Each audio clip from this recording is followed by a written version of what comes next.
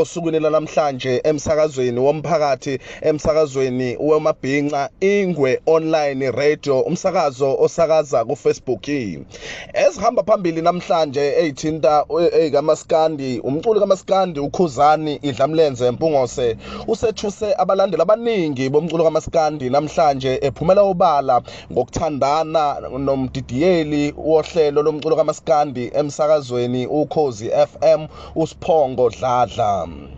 uKhuzani King Idlamlenze Mpungose uthusa abalandeli abaningi nje bomculo kaMaskandi ubhale ekhasini lakhe lika Instagram la khona efisele khona uSphongo usuku oluhle lokuzalwa wambiza ngobhebu wakhe.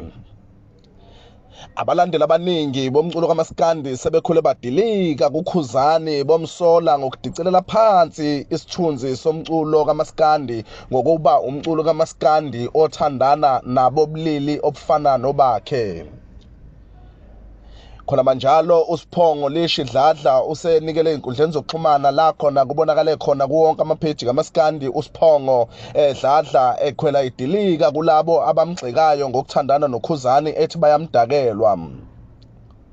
Babodwa abasola manje ukuthi ngeke busaba khona ubulungiswa njengoba uKhuzani esephumela obala ngokuthi uthandana noSphongo Dladla onguproducer ongumdidiyeli wohlelo lomculo kaMaskandi kuwo umsakazo uKhozi FM. Abezindaba zomsakazo Ingwe online radio bakhuluma noKhuzani bembuza ngalombhalo wakhe ukuthi ngabe kube yiphutha na. uKhuzani King Idlamlenze Mpungose uvumile ukuthi uyathandana noSphongo Dladla kodwa bengayimisela ngokuveza kwenzeka iphutha wakuveza.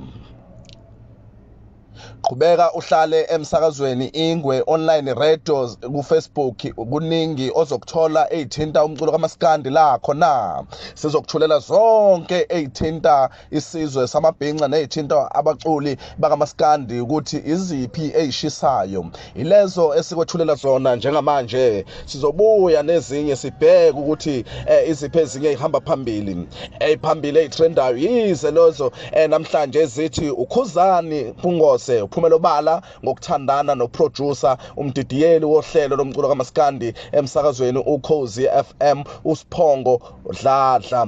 Singabalaleli kanjalo singabasakazi bezindaba emsakazweni Ingwe online radio sizobuya nezinye ehamba phambili. Qhubeke njalo nihlale emsakazweni